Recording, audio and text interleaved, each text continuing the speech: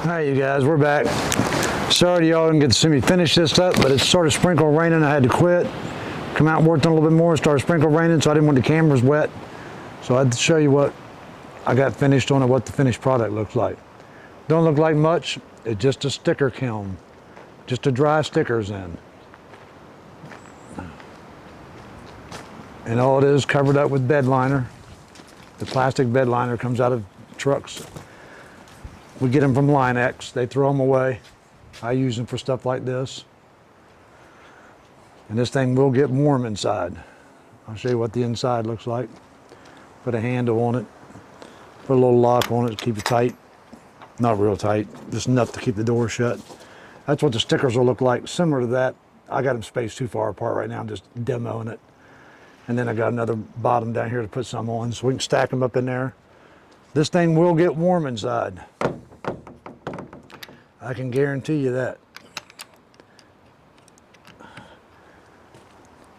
Looks like an overgrown, black, heated outhouse. But that's not what it is. It's sitting downhill right now, that's why it looks crooked. But I thought I'd show you what I got finished on it. All I gotta do is pick it up and move it now. And we'll get it moved and set up where we need to set it up at. And lock you down here.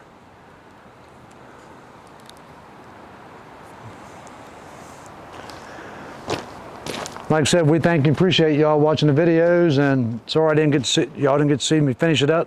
I'm working in between the rain clouds and the sprinkle rain, and I didn't want the cameras, the GoPros and stuff get wet. I'll show you what the clouds look like. Supposed to get a storm here in a few minutes. It's supposed to be coming in. It's coming in little by little. Sprinkling just off and on every now and then. I don't know if y'all can see that or not, how good it is, but see dark. Wind's pretty good. Wind's moving a lot.